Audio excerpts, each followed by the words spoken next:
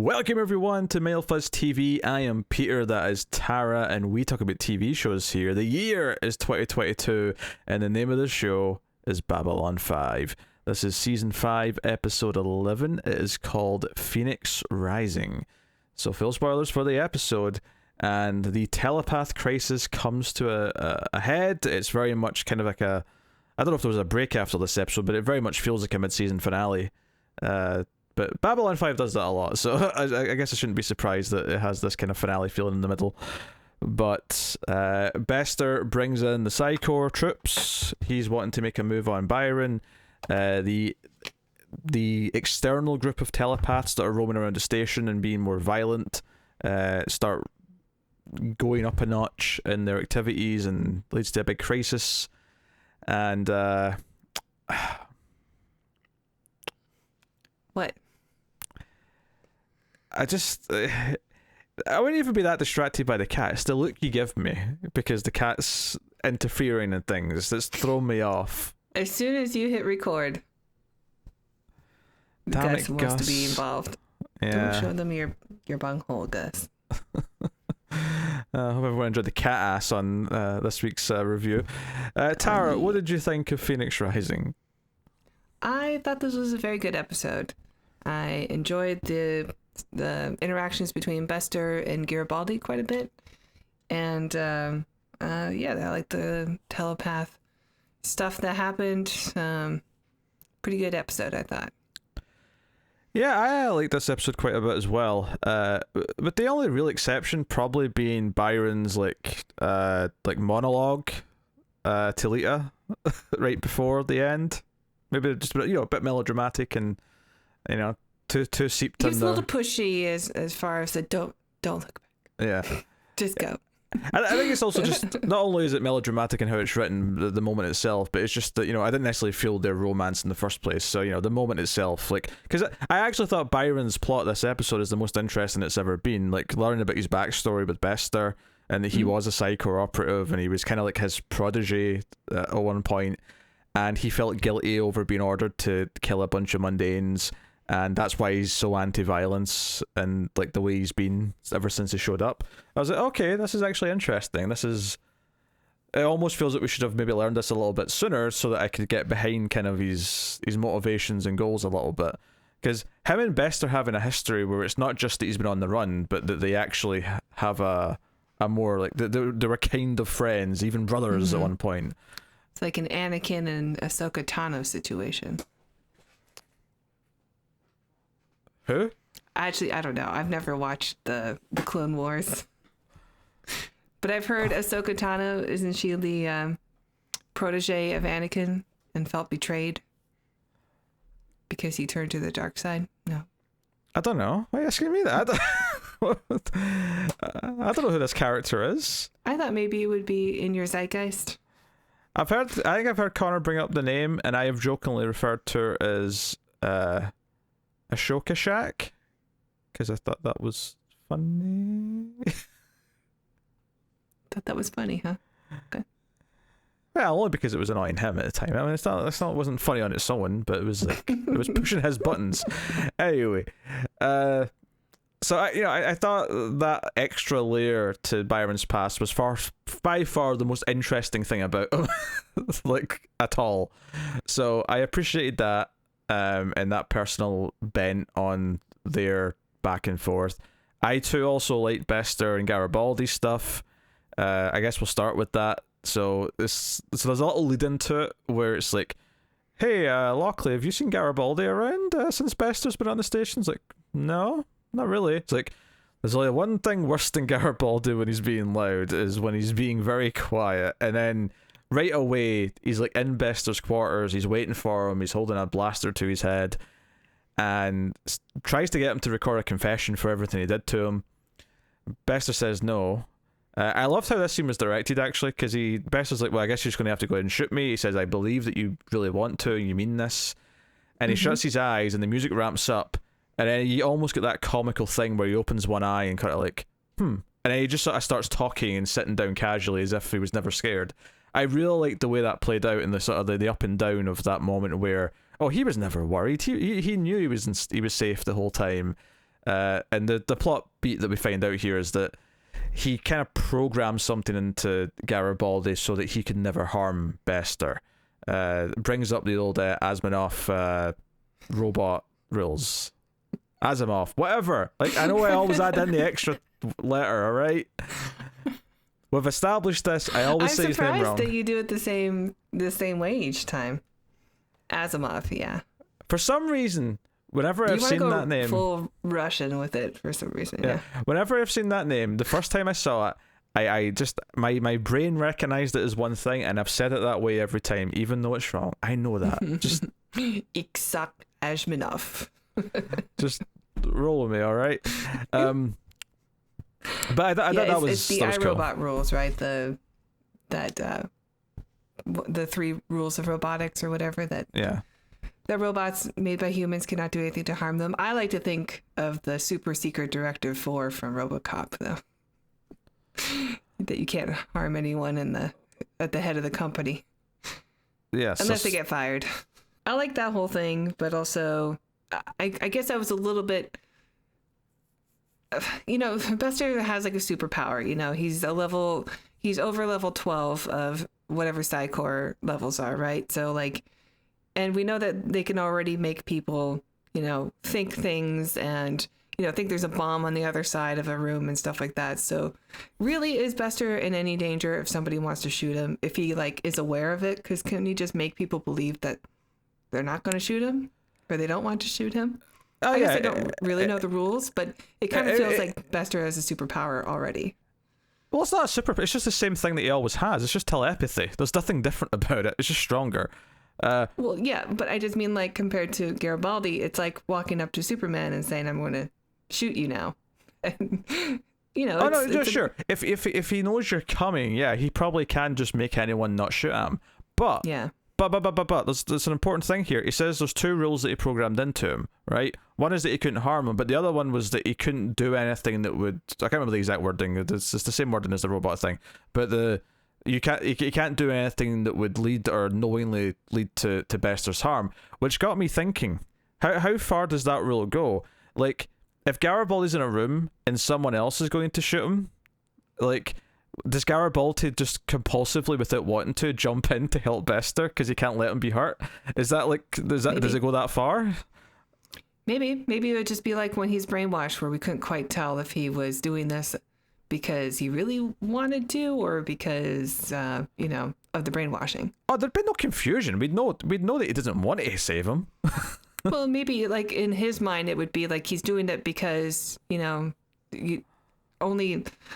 it's not like justified, to shoot somebody on site. You have to go through a trial and stuff like that. Yeah, but we know he wants to shoot him. Like we know undeniably he wants to kill Bester. Okay, but he's gagging for it. That's like a common thing that happens, is that like, no, we're not going to kill them on site. They're going to go through due process and all that. Yeah, I don't think Garibaldi gives a shit about that anymore. He's ready to shoot him here. He tries to, and then he can't. Like, what I'm trying to say is the charade is gone. Like, we don't need the charade anymore because, like, it's all out in the open. And this moment here, Garibaldi's trying to shoot him and he just can't. It's just like, no, physically he's incapable of making his hand do it. Bester explains it. So there wouldn't be any, like, murky grey area here. It would just be... This is the programming kicking in. This is something that he clearly doesn't want to do. But I'm not so sure if it would be that active. Like, would he actually jump in to prevent someone else from doing it? Is it that strong?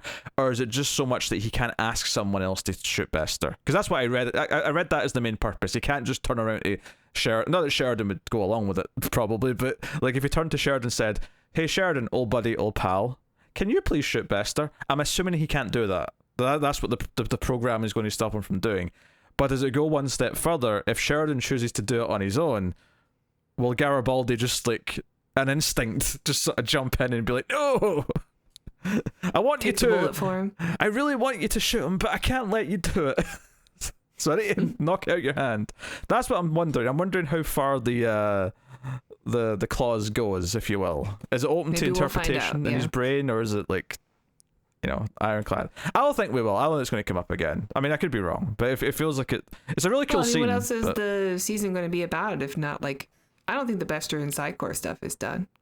I don't think it's the last we're seeing of them, but I don't necessarily think that I I mean, maybe Garibaldi will get to like properly get his comeuppance with Bester.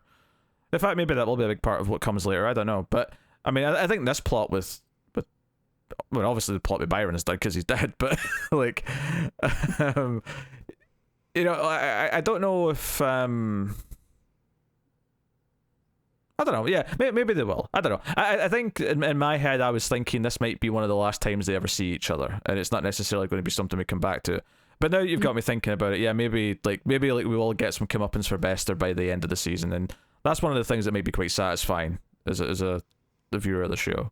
Yeah, maybe. Or maybe you're right. Maybe there's just another thing going on that maybe it'll be a happy ending and nothing but happy episodes from here on out. Except for, you know, Garibaldi's alcoholism coming back. I like that how won't be a happy episode, but I like how you phrased that as alcoholism coming back. Like it's like a living thing. Yeah, he's back on the wagon. Yes. Yeah, that made sense to me, bizarrely. So the episode ends with him getting a bottle of booze and taking a drink, and I don't know what it's like to be an alcoholic, but it made some sense to me, this idea that he knows now that deep down there's still something about himself he can't control. Like he can't make the choice to do something. There's still like a block in there somewhere. The idea that he's not in control anyway makes him feel like he might as well lose it all. I don't know, like, part of that made sense to me, at least as someone who's never experienced any sort of addiction. Well, yeah, it definitely seemed like it was, you know, a control thing. Yeah, maybe some video games I've been addicted to, but that's not the same. Not quite as crippling and as unhealthy as alcoholism, obviously. Yeah, I was just trying to make a dumb joke, and now it sounds like I'm trying to dig myself out of a hole that I made, even though I don't think anyone's going to take what I said too seriously. Anyway, alcoholism is a very serious thing. Don't joke about it. Unless you're on the almost cancelled TV news and you're joking about Connor being an alcoholic, in which case do it as much as you humanly possibly can. Yeah, he needs help. And I do. Make that clear.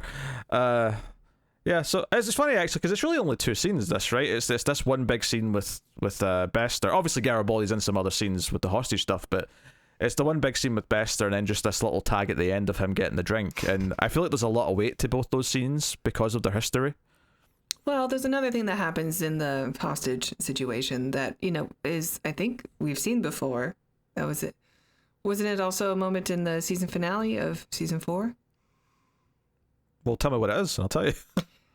So when they're in the hostage situation, they're being the med lab one is being held hostage by rogue telepaths who are delivering the wrong message for Byron of we will kill people. Yeah, the ones that separated and have been doing like escalating violent things in Byron's name, but that's not what Byron obviously wants. Yeah. And they're going to shoot Garibaldi, and Garibaldi says, "Look, like I can maybe help you guys if you." Do this right and with me, and we'll see what we can do. And then Sheridan comes on the screen and says, we don't negotiate with terrorists, even in a hostage situation, which, first of all, freedom fighters. And second of all, why wouldn't you negotiate for a hostage situation? And Garibaldi kind of goes, that's obvious. Never mind. I have an answer for that. What was the first part of the freedom fighters we're talking about? We call them terrorists. But, one man's terrorist is another man's freedom fighter. I think once you take hostages, you're a terrorist. I'm willing to get behind that definition. This is crossing a line into terrorism. Well, in any case, I don't know. I think maybe you would do some negotiation when it comes to hostages. No, I understand the logic behind it. The idea is that so it's what he says, like if you do it once, then it almost encourages other radicals to keep doing it because they think they'll get a result. But why do we have hostage negotiators?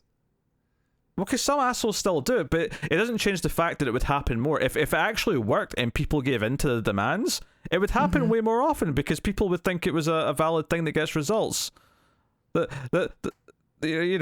makes sense to me. I think you negotiate for hostages.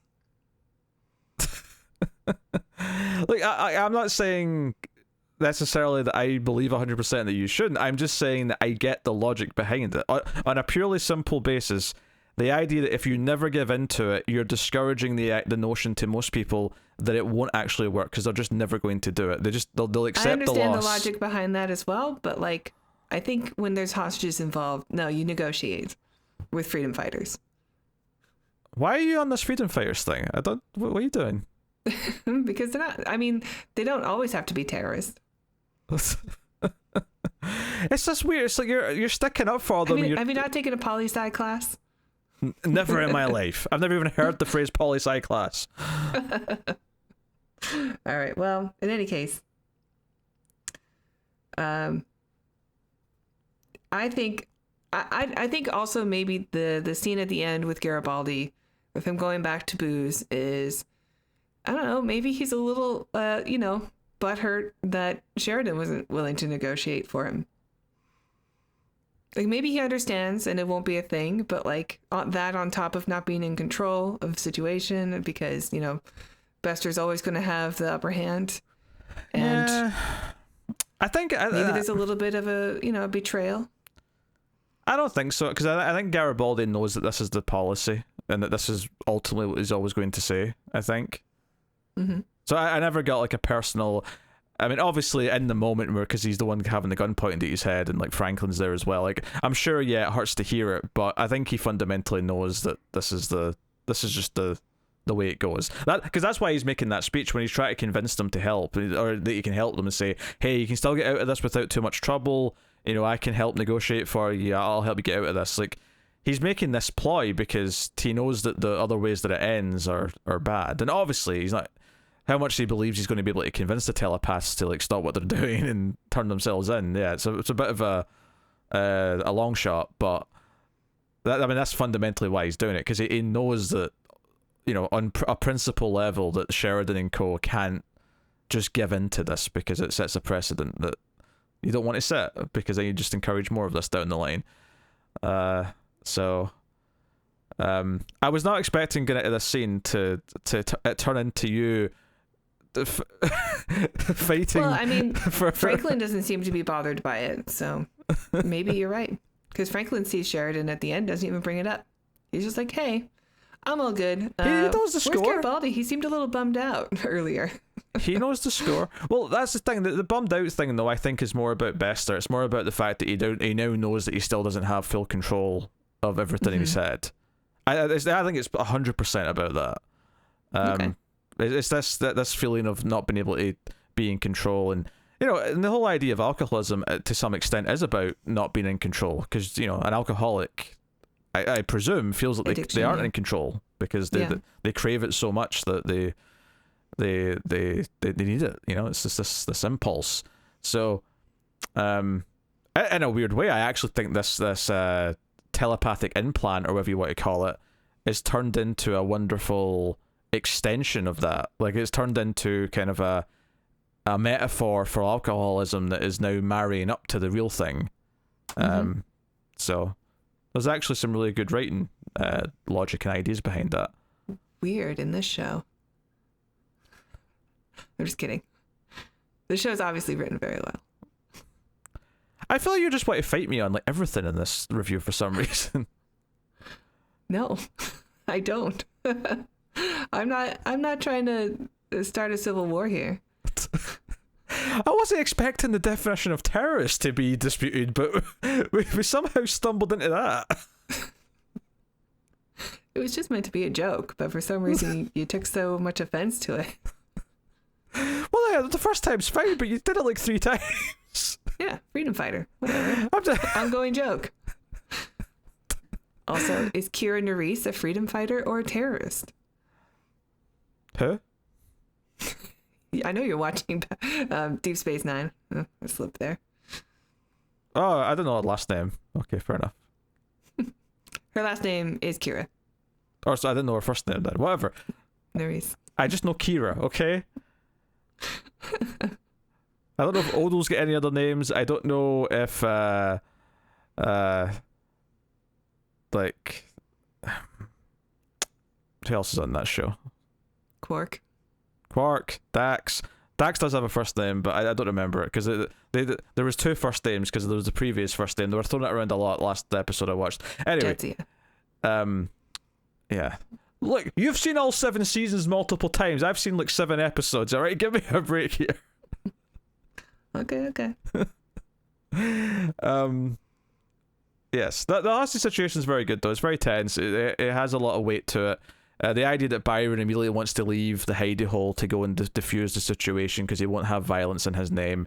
Once he sees the demands, playing out on the screens and stuff like that.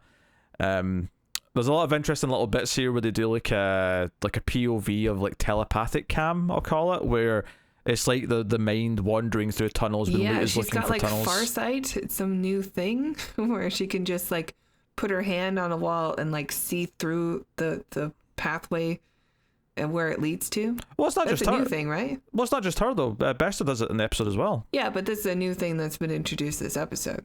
It's a new way of showing it. Like, I'm thinking Bester specifically because the idea that a telepath can reach out and talk to another telepath is not new, but the way they show it in this episode is definitely new. Where the camera. No, but that's still another mind that you're connecting to. This is like literally just sending your sight out to see what's ahead. Yeah, that's new. Yeah, like that. Well, at least we've not seen it before. I don't think. No, I don't think so. Yeah, but the visual technique though is very similar when Bester's like trying to find Byron later. I mean, he goes up to the wall and puts his hand on the wall to reach out to him, and you see this kind of like floaty cam going down the hall and looking for him. Mm-hmm. So I guess like this is something that all the strong telepaths technically have always, I don't think the reason why I said it's not new is because I would all I mean by that is that it's not new in the sense that this isn't one of the extra abilities that Lita got from the Vorlons, I mean, maybe it was new for her. Maybe she couldn't do it before, but I think this is just like typical telepath stuff. It's just this is the first time we're seeing it be presented this way. Yeah. Maybe it is like part of the, one of the telepath levels. Like when you reach level 10 or something, you get this ability. I don't know what Lita is. I forgot. Maybe we don't really know anyway because of her enhancements. We did know she was only like a 5 or something like that. But the enhancements have put her beyond Bester, I think. So I don't think she technically has a real number now. I think she's just up there. Okay. I think on the book she's officially still a 5, but obviously that's not entirely true. So, yeah. But no, I thought it was a cool effect. I don't know if we have seen 2 telepaths having a conversation like the way that Byron and Bester having this, where it's like they're standing in a room talking to each other, but they're really not there. And I liked how it kind of faded to Bester standing with his eyes closed, and then obviously when Lita interrupts, it's like he's disappeared because he was never really there. He was just We kind of had that in the first episode with Lockley and Byron. Although I don't know if it was established if he was never there and he just disappeared, or like he made her like not pay attention and then he can Batman out of the scene. But that could be interpreted as the same. You could, yeah. Looking back in hindsight now, you could read it like that. I think I just read it the other way you said it there at the time. Was the, I'm not here anymore. It's therefore Batman out the scene. I do love that Batman out the scene's become the name for that. Like when someone turns around and they're already gone, like that's Batman out the scene. Mm-hmm. I love it. But no, I like the techniques of showing this. It felt like we get the flashback obviously to the incident where he had to fire upon the Mundanes and all that. But yeah, there's a lot of debating about jurisdiction, and Bester obviously wants to take all the telepaths in. Byron talks to Sheridan. Early on, doesn't really get very far because Bester interrupts, but later on, when he's defused the hostage situation, and even shoots one of his own telepaths to stop him from firing on Garibaldi, he says to Sheridan, look, let me speak to all my telepaths, I'll get them to calm down, and then on the condition of you letting all the innocent ones go free off the station away from Psychor, myself and all of the ones who have committed violence in the last couple of days will turn themselves in, but not to Psychor, to you, to the Alliance, to Sheridan and Babylon 5. And they're happy to agree to this. Bester obviously is livid when he finds out that they've made this deal, and incites a firefight by showing up and scaring the crap out of the telepaths, and We basically get to a point where you sort of realise that Byron's made a choice that of what he's about to do, that he kind of has to become a martyr for the cause, and there's this fuel leaking from one of the pipes, and like, he's going to set himself on fire. Like, that's what and he ends up setting himself and all the other it's not all the telepaths, but all the ones who were turning themselves in, the ones who were going to be free to go aren't there. They're not in this scene, so they're all still leaving at the end. And Lita's like got all the knowledge from Byron of, you know, all the good hiding spots and the secrets that they've got about Bester and stuff like that. I love the connection in Byron's past to Bester. I think that made them more interesting, and this guilt made them a bit more, you know, give him a bit more depth as a character. I think the other thing I like is that after all this happens and they've blown themselves up and set themselves on fire, whatever way you want to look at it, is I think when Bester's talking to Sheridan about it, and he seems like really sad, like, you know, we were never supposed to fight each other, you know, I don't understand it. I do genuinely believe he is distraught and upset that this had to happen. That he, like, obviously he's a prick because he insists that every telepath has to do it by the same book that he's decided to say is the gospel and all that, but, you know, I did genuinely get that he is, like, depressed and sad that it had to come to this fight and that Byron and that are dead. Yeah, he's truly just confused by this because the enemy is not each other. It's still the Mundanes, according to Bester. So he's confused as to why they wouldn't be on the same team. Like, if he can just, like, talk to them, that's all he wanted to do. But it never worked because Byron has already said we're not on the same team, or already decided that because of the Bester's ability to just murder people that he sees as different. Yeah, in fact, him, or lesser. One of Byron's best moments in this episode actually is when the other long-haired, I mean, there's a lot of long-haired, but the one who's talking, the other long-haired telepath who's making the demands, you know, when the hostage situation just starts, and Byron's watching it on TV. There's a moment towards the end where he predicts what the guy's going to say, because the guy says, "Oh, if you don't, you know, give in to our demands, we'll kill everyone."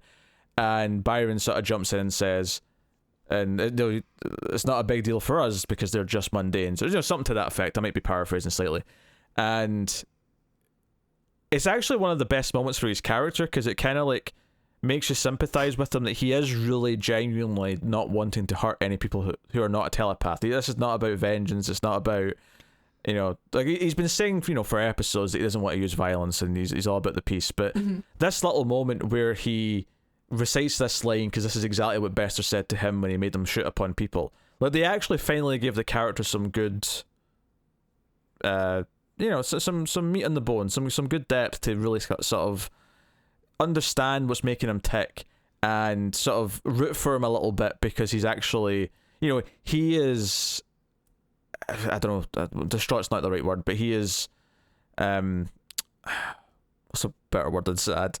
You know, he is disappointed. Yeah, he's disappointed. I'm looking for something a bit more impactful, but regardless, you know, this hurts him that this guy who he's been, you know, thinking of as a follower, thinking of as a family member, is saying what Bester said.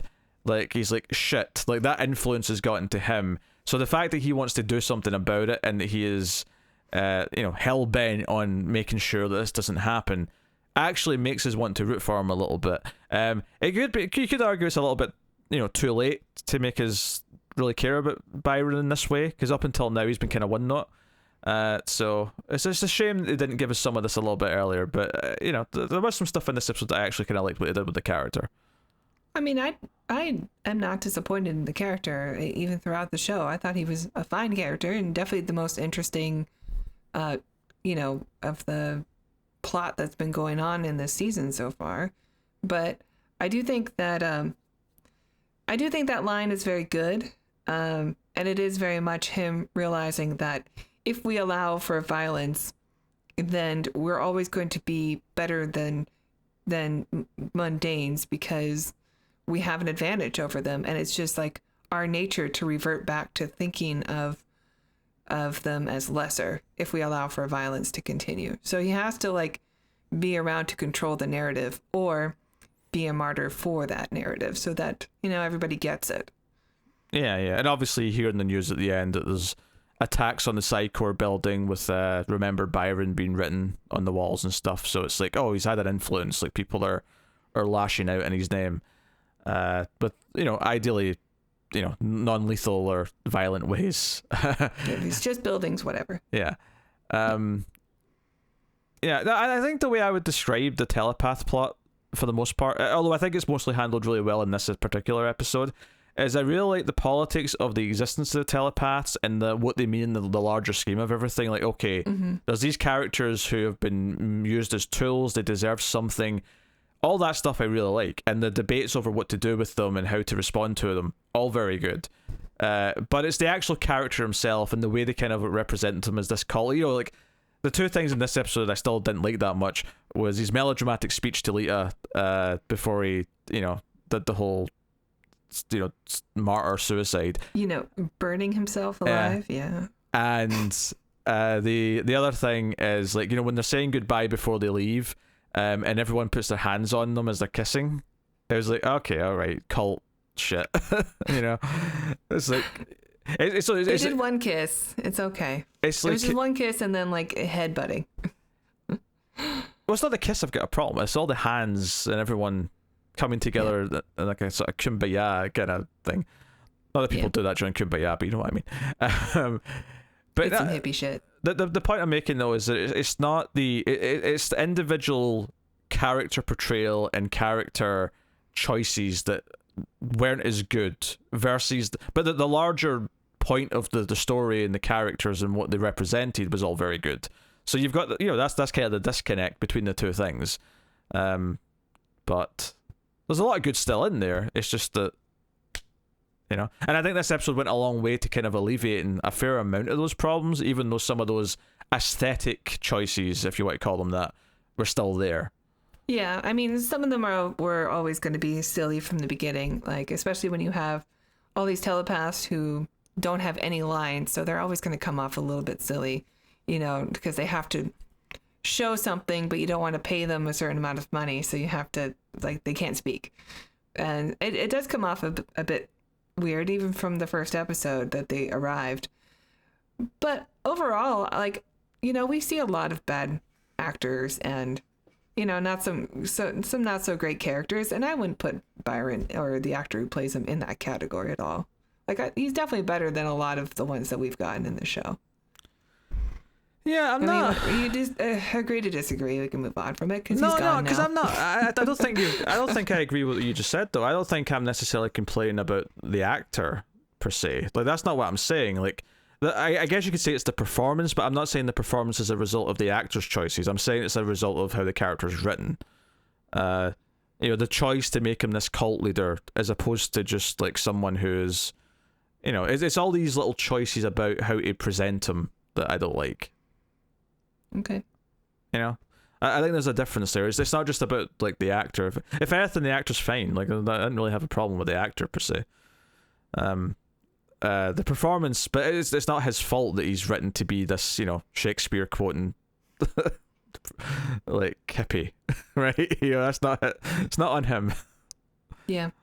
Just like it wasn't Poochie's fault that he was written to just be this dumb pilot who never really had anything to do. I mean, yeah, he was in like what, 5 episodes? Anyway.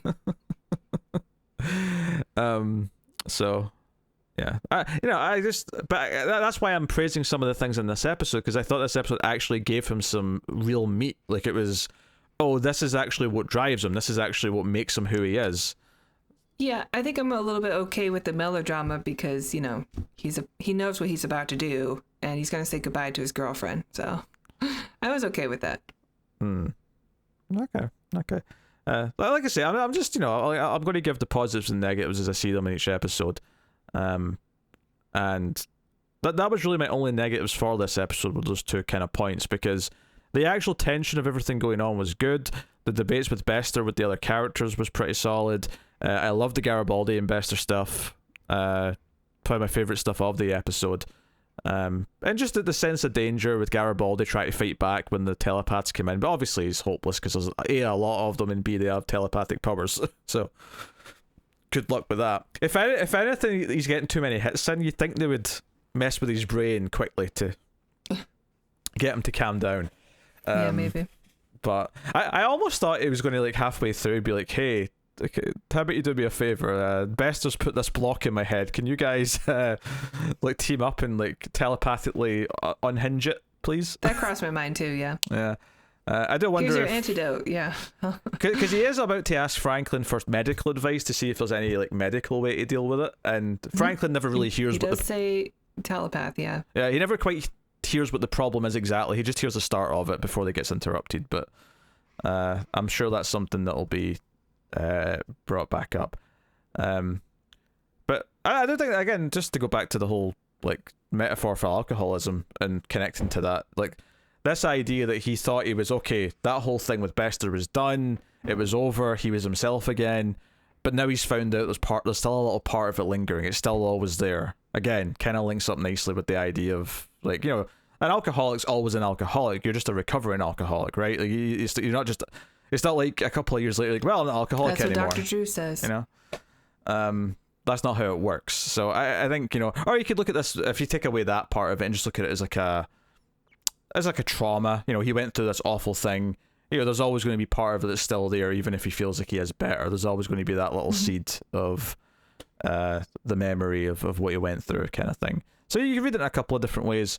But I think because he does go back to drinking at the end of the episode, and very neat that they reminded you of this in dialogue, because when Sheridan and Franklin are talking about him, or actually no, I think it's when Sheridan's talking to Lockley, sorry, and he's talking about how much he respects Garibaldi because he's actually the person who's been there the longest, because he came with Sinclair. Because even Ivanova wasn't in the gathering, she came on the first episode of the season. Mm-hmm. So he's actually with the exception of the aliens, then yes, that's true.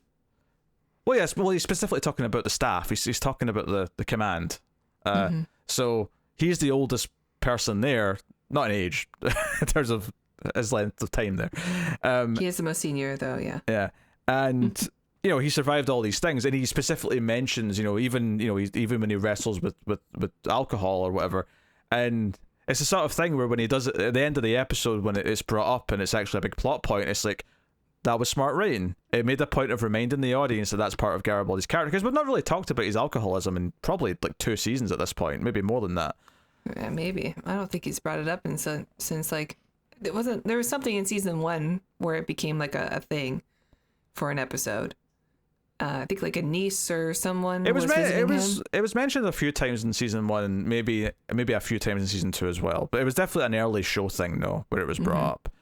I don't think it was really brought up at all in season 3 or 4. Now I'm sure someone's going to be like, no, it was mentioned once and blah blah blah.